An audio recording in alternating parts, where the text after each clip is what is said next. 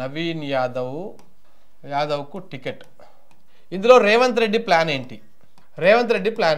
రేవంత్ రెడ్డి గారు కాంగ్రెస్ పార్టీలోకి వచ్చిన తర్వాత ఈ సీనియర్ నాయకులందరినీ వరుసపెట్టి పండబెట్టే కార్యక్రమం చేస్తూ ఉన్నాడు.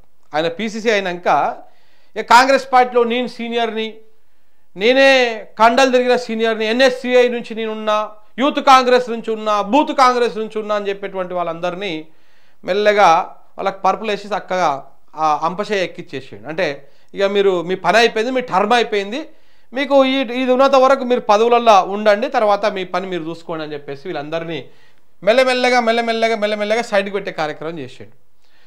ఇట్లా చాలామందిని అంటే కాంగ్రెస్ పార్టీలో ఎవరెవరైతే రేవంత్ రెడ్డి గారికి అడ్డంకిగా మారుతారో, ఇలా నేను నవీన్ యాదవ్కు టికెట్ ఇచ్చిన సందర్భంగా సరే ఒక బీసీ బిడ్డకు టికెట్ ఇవ్వడం శుభపరిణామమే అయినప్పటికీ, కానీ అదే బీసీ సమాజాన్ని రాజకీయంగా ఎదుర్కోవడం కోసం, దాన్ని ఎదగకుండా అడ్డుకోవడం కోసము ఏ రకమైనటువంటి ప్రయత్నాలు చేస్తూ ఉన్నాడో మీకు చెప్పేటువంటి ఒక థిన్ లైన్ మీకు చెప్తా. ఇక్కడ నవీన్ యాదవ్కు టికెట్ వచ్చింది, సంతోషం. ఒక యాదవ సామాజిక వర్గానికి బీసీ సామాజిక వర్గానికి టికెట్ వచ్చింది, సంతోషం. కానీ నవీన్ యాదవ్కు టికెట్ ఇవ్వడం వల్ల బీసీలకు న్యాయం జరుగుతుందా, అన్యాయం జరుగుతూ ఉందా? బీసీలకు ప్రాతినిధ్యం వహించేటువంటి బలమైనటువంటి నాయకులు, ఇన్ఫ్లుయెన్స్ చేసేటువంటి బలమైనటువంటి నాయకుల నోర్లు మూయించేటువంటి ప్రయత్నం చేస్తున్నారా లేదా అనేది ఇక్కడ పాయింట్. దానికి కొన్ని ఎగ్జాంపుల్స్ చెప్తాను నేను. కాంగ్రెస్ పార్టీలోకి ఈయన వచ్చిన తర్వాత, పీసీసీ అయిన తర్వాత మీరు ఒకసారి అబ్జర్వ్ చేస్తే పెద్ద పెద్ద బడా నాయకులందరినీ కూడా మ్యూట్ చేసిండు. ఎవరెవరైతే కాంగ్రెస్ పార్టీలో ఉండి ఫస్ట్ నుంచి నమ్ముకున్నటువంటి వాళ్ళందరినీ మెల్లగా మ్యూట్ చేసుకుంటూ వచ్చిన ఆయనకు అడ్డంకిగా ఉన్నటువంటి వాళ్ళందరినీ, ప్రతి ఒక్కరిని, కొంతమందిని ఇండైరెక్ట్గా ఓడగొట్టిండు, కొంతమందిని డైరెక్ట్గా వాళ్ళకి టికెట్ రాకుండా ప్రయత్నం చేసిండు. ఇట్లా రకరకాల ప్రయత్నాలు చేసిరు. దాంట్లో ఎల్బీ నగర్ నుంచి పోటీ చేసినటువంటి మధు యాష్కి గౌడ్, ఈ మధు యాష్కి గౌడ్ చాలా లాయల్ పర్సన్, కాంగ్రెస్ పార్టీకి అధిష్టానానికి చాలా దగ్గరి వ్యక్తి. ఒకవేళ మధు యాష్కి గౌడ్ గనక ఎమ్మెల్యేగా గెలిచి ఉంటే రేవంత్ రెడ్డి పదవికి ఎసరొచ్చేటిది. ఒకవేళ సీఎం కాకపోయినప్పటికీ, మధు యాష్కి గౌడ్కి సీఎం పదవి ఇవ్వకపోయినప్పటికీ మంత్రివర్గంలో చాలా కీలకమైనటువంటి పొజిషన్లో ఉండేటువంటి వాడు, అధిష్టానానికి నమ్మిన బంటు. ఏదైతే ఉత్తమ్ కుమార్ రెడ్డిని ఎట్లయితే నమ్ముతుందో అధిష్టానం, అలాగే ఇంకా కొంతమంది కాంగ్రెస్ నాయకులు, కొంతమందిని మాత్రమే నమ్ముతుంది కాంగ్రెస్ పార్టీ, అందరినీ నమ్మదు అధిష్టానం. ఈ ఉత్తమ్ కుమార్ రెడ్డిని వీళ్ళని కొంత లాయల్గా తీసుకుంటుంది. ఇలాంటి వాళ్ళని తీసుకుంటుందో అట్లా మధు యాష్కి గౌడ్ని మొదటి వరుసలో పెట్టుకుంటుంది. అలాంటి మధు యాష్కి గౌడ్ ఎల్బీ నగర్లో ఓడిపోవడానికి ప్రధానమైనటువంటి కారణము రేవంత్ రెడ్డి గారు.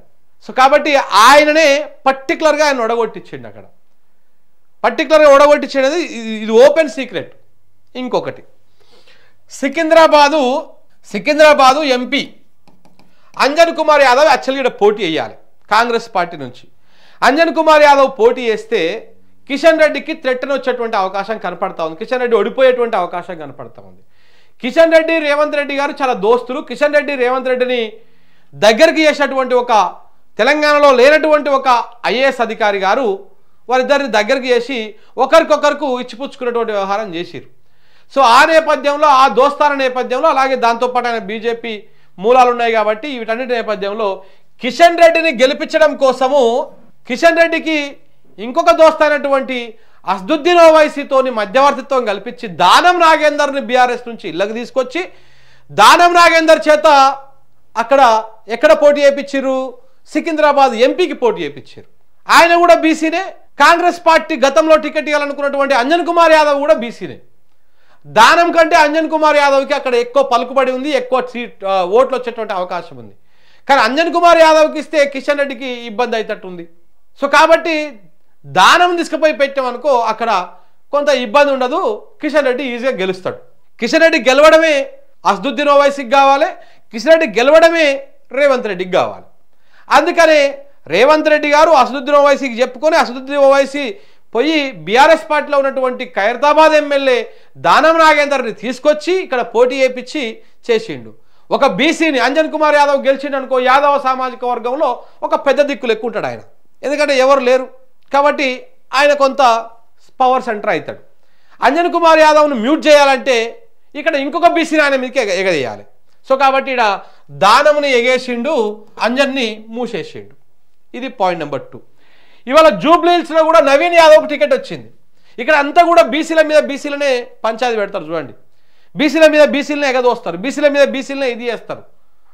ఇక్కడ కూడా ఎవరైతే బదియాస్కి గౌడ్ వచ్చిండో వచ్చినప్పుడు ఇక్కడటువంటి రామ్మోహన్ గౌడ్ లాంటి వాళ్ళందరినీ కూడా ఇళ్ళకి తిప్పి అల్లకి తిప్పి అల్లకి తిప్పి ఇళ్ళకి తిప్పి కొంత ఇవన్నీ డ్రామాలలో కూడా కాంగ్రెస్ పార్టీ పాత్ర ఉన్నది, లేదని చెప్పలేం మనం. సో ఇదంతా అయిపోయిన తర్వాత ఇప్పుడు జూబ్లీహిల్స్ ఉన్నది. ఈ జూబ్లీహిల్స్ ఎన్నికల్లో ఇప్పుడు నవీన్ యాదవ్కు టికెట్ వచ్చిందని చెప్పేసి అందరు సబ్రపడిపోతా ఉన్నారు, బీసీలకు బాగానే ప్రాతినిధ్యం వహిస్తున్నారని. కానీ అసలు కథ ఏంది? ఇప్పుడు ఈడ నవీన్ యాదవ్కి ఇవ్వడం వల్ల కూడా ఈడ అంజన్ కుమార్ యాదవ్ అలాగే దొంతు రామ్మోహన్ వీళ్ళందరూ కూడా బీసీలు పోటీ పడతా ఉన్నారు. దొంతు రామ్మోహన్కి టికెట్ ఇచ్చినా దొంతు రామ్మోహన్ రేపు అక్కడ బలంగా అయినా కానీ ఆయన ఒక అదవుతాడు. వాళ్ళకంటే ముఖ్యంగా అంజన్ కుమార్ యాదవ్కు టికెట్ ఇస్తే అంజన్ కుమార్ యాదవ్ గెలిచిండు అనుకో ఇదే జూబ్లీహిల్స్లో, ఆయన మళ్ళీ మంత్రి కావాల్సి వస్తుంది, ఆయన మళ్ళీ పవర్ సెంటర్ అవుతాడు. ఇప్పటికే అంజన్ కుమార్ యాదవ్కి టికెట్ రాకుండా చాలా ప్రయత్నాలు చేసిరు. ఆయన కొడుకు కూడా మన రాజ్యసభ టికెట్ వచ్చింది, రాజ్యసభ ఇచ్చిర్రు. ఆ రాజ్యసభ ఎక్కడి నుంచి వచ్చింది, ఎట్లొచ్చింది? ఆయన ఎక్కడికో బీహార్ నుంచి లాలూ ప్రసాద్ యాదవ్ రికమెండేషన్ తోటి రాజ్యసభ తెచ్చుకున్నాడు తప్ప ఇక్కడటువంటి రేవంత్ రెడ్డితోటో ఇక్కడటువంటి ఇంకో రెడ్డితోటో ఆయన తెచ్చుకోలేదు. అక్కడ బీసీ సామాజిక వర్గం కాబట్టి అక్కడ నుంచి రికమెండేషన్ తోటి ఇక్కడ రాజ్యసభ ఇప్పించుకున్నాడు, కొడుకుని రాజ్యసభకు పంపించిండు. అదే ఇప్పుడు ఈయనకు ఎమ్మెల్యే టికెట్ వస్తే ఈయన రేపు మినిస్టర్ కావాల్సి వస్తుంది. ఇప్పుడు యాదవ్లలో ఎవరికి లేదు. యాదవ్ సామాజిక వర్గం గొల్లలు కుర్మలు 2 ఉంటాయి. ఈ దీంట్లో ఎవరికి మంత్రి పదవి లేదు. ఉన్నటువంటి ఆయనని అక్కడ చీఫ్ విప్ చేసి పక్కన పెట్టిరు. సో కాబట్టి ఇప్పుడు మంత్రి పదవి ఇవ్వాల్సి వస్తుంది, మళ్ళీ పవర్ సెంటర్ అవుతాడు. హైదరాబాద్లో అసదుద్దీన్ ఓవైసీ పతార తగ్గిపోతుంది, దాంతోపాటు ఇక్కడ బీసీలు బలంగా అవుతారు. కాబట్టి నవీన్ యాదవ్కి ఇచ్చినాం అనుకో, మన 18 నెలల క్రితమే ఆయన పార్టీలోకి వచ్చిండు, 18 మంత్స్ క్రితమే పార్టీలోకి వచ్చిండు. సో కాబట్టి నవీన్ యాదవ్కి ఇస్తే నవీన్ యాదవ్ అద్భుతంగా మన చెప్పు చేతుల్లో ఉంటాడు. అందుకనే ఇక్కడ కూడా చూడండి ఇంకొక మైనారిటీ, ఇక్కడ అజారుద్దీన్కి కూడా ఇప్పుడు అజారుద్దీన్ ఆయనకు ఎమ్మెల్సీ లేకపోతే ఆయనకు టికెట్ ఇవ్వాల్సిందే. అలాంటి అజారుద్దీన్ ఎమ్మెల్సీ పదవి ఇచ్చేసి అక్కడ నుంచి తప్పించేసిండు. ఆ ఎమ్మెల్సీ పదవి కూడా సుప్రీంకోర్టులో నాంతా ఉంది. కోదండరామరెడ్డిది ఈయనది రేపు సుప్రీంకోర్టు ఉంచుతుందా పీకేస్తుందా కూడా తెలియదు ఇంకా. కానీ ఆయన రేసు నుంచి మొత్తానికి తప్పించేసిండు. అజారుద్దీన్కి టికెట్ ఇస్తే ఇక్కడ ఎంఐఎం సపోర్ట్ చేయదు అజారుద్దీన్కి, ఎందుకంటే ముస్లింలలో మేమే లీడర్లు ఉండాలి కానీ ఇంకొక పార్టీ నుంచి ఇంకొక ముస్లిం లీడర్ ఎవడు కూడా గెలవద్దు, అది వాళ్ళ ఇంటెన్షన్. సో ఇవన్నీ ఇంత రాజకీయ డ్రామా చేసి బీసీలకు మేము టికెట్ ఇచ్చేసినాం. రేవంత్ రెడ్డి గారు బీసీలను మొత్తం తొక్కేటువంటి కార్యక్రమం చేస్తూ ఉన్నాడు తప్ప టికెట్ ఇచ్చి పైకి తీసుకొచ్చేటువంటి కార్యక్రమం చేస్తాడు. ఇది మనం అర్థం చేసుకోవాలి. అర్థం చేసుకోకపోతే ఎవడేం చేయలేడు. కానీ చెప్తా ఉన్నా ఈ విషయం అంతా. ఇలా వచ్చేసిందని చెప్పి సంబరాలు పటాకులు ఇవన్నీ కాల్ చేసుకుంటున్నారు. ఏమంటారు, ఒక బలిచ్చేటువంటి దానికి ముందు తీసుకపోయి ఊరేగింపు చేసినట్టుగానే ఉంది కథ. నవీన్ యాదవ్కి టికెట్ ఇస్తే నవీన్ యాదవ్ రేపు గెలిస్తే ఎమ్మెల్యే అవుతాడు, కానీ బీసీ సమాజానికి ఒక నాయకుడు కాలేడు కదా, అంత ఈజీగా పైకి రానియాడు కదా. రేపనాడు ఎంతో తిట్టుతున్నప్పుడు ఈయన కూడా ఓడగొడతారు ఇదే రెడ్లు అందరూ కలిసేసి. సో కాబట్టి ఇలా నవీన్ యాదవ్ని బీసీ సమాజాన్ని తొక్కడం కోసం ఒక వెపన్ లెక్క వాడుకుంటా ఉన్నారు. ఇలా అంతకుమించి ఇంకొకటి ఏం లేదు. దాంట్లో ఉన్నటువంటి సారాంశం అదే.